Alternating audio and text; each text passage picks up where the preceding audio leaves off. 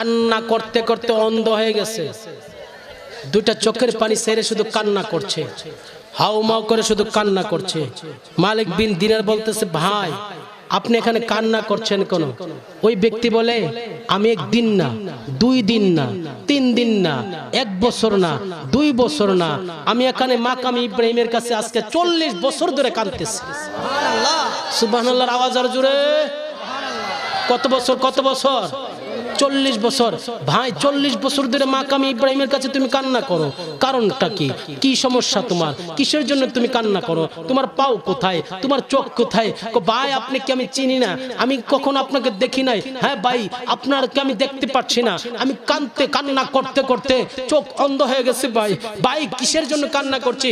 শুনে যান না, শুনে যান না। আল্লাহকে জিজ্ঞাসা করেন না, আল্লাহকে জিজ্ঞাসা করেন না কি সবার হজ কবুল করছিনি?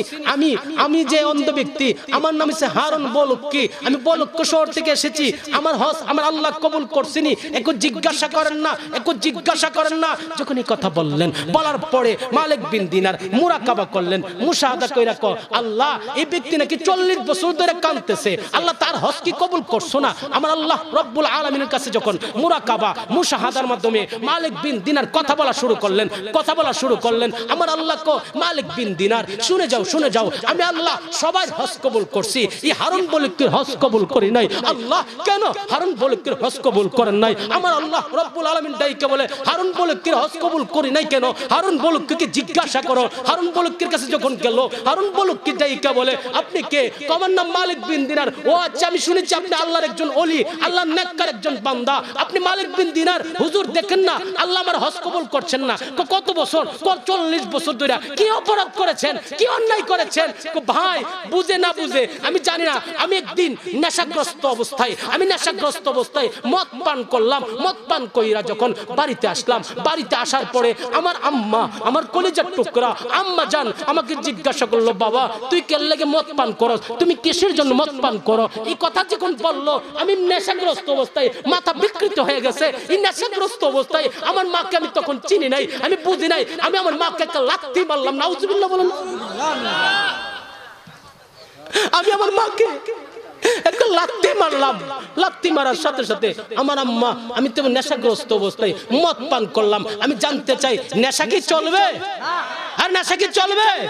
নেশা খাইলে ব্রেন, আপনার ব্রেন মস্তিষ্ক নষ্ট হয়ে যায়, মস্তিষ্ক কাজ করে না। এই এলাকা বর্ডার এলাকা। আমি জানতে চাই, জীবন চলে গেল।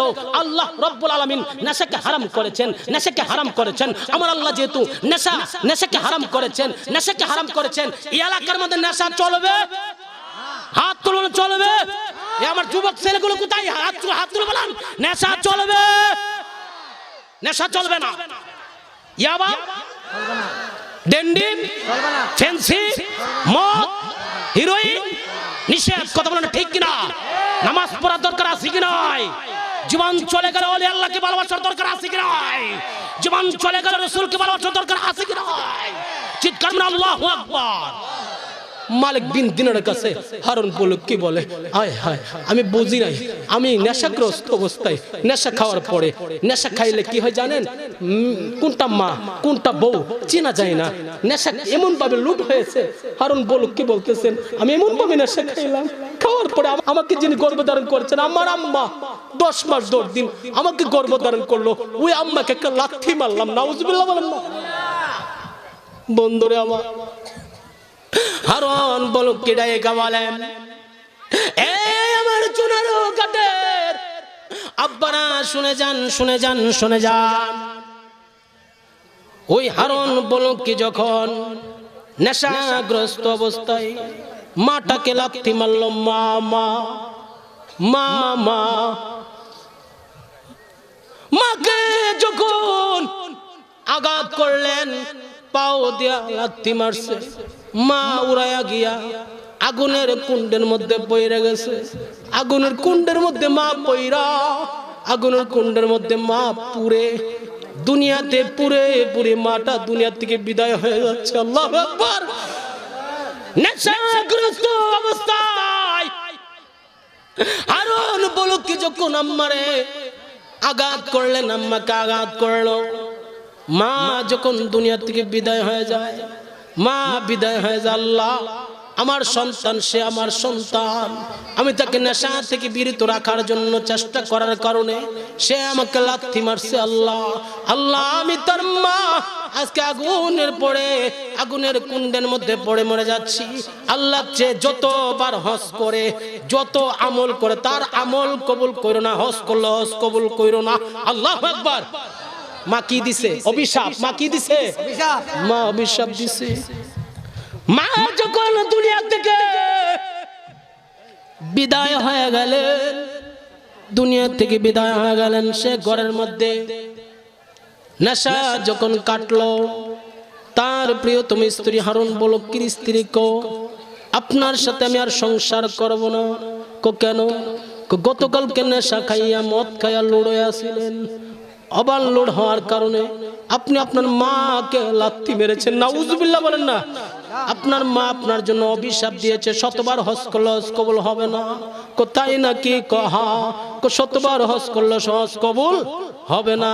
মার সাথে বিয়াদবি কইরা আপনি বিশ্ববিখ্যাত আলেম হইতে পারেন, মার সাথে বিয়াদবি কইরা আপনি যত বড় মুফাসসির হন না কেন, যত বড় এমপি হন না কেন, যত বড় মন্ত্রী হন না কেন, পৃথিবীর যত কোটি কোটি টাকার সম্পত্তির মালিক হন না কেন, মা যদি তোমার ব্যাপারে নারাজ, আমার আল্লাহ নারাজ। কথা বলেন না ঠিক কিনা?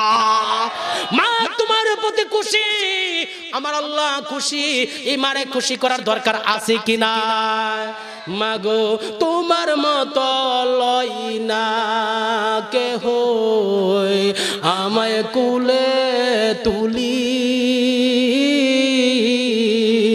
আদর করে মুছে না আমার চোখের পানি। হায় রে মা জননী, বলেন না হায় রে মা জননী। মাগো তোমার মতো লই না কেহ, আমায় কুলে তুলি। ঠিক কিনা বলেন না? আজকে দরগা মাহফিলে এসেছি, এখন হাত তুলে বলুন তো কার কার মা নাই? দেখেন আজকে যুব সমাজ, দেখেন কার কার বাবা নাই। আজকে মা বাবার জন্য দোয়া করার দরকার আছে কি নাই? মার মতন আপন কেউ নাই। আব্বাই আম্মা বলবো, আব্বাই আম্মা যারা শুইছেন কবরে, এক মায়া কইরা কোন না, এক মায়া করে বলেন আব্বাই আম্মা যারা শুইছেন কবরে, আল্লাহ মাফ কইরা দাও দয়াল নবীর খানি। একটু মায়া লাগায় দুটা চোখের পানি সাইরা সাইরা কোন না, আব্বাই আম্মা যারা শুইছেন কবরে, আর জোরে আব্বাই আম্মা যারা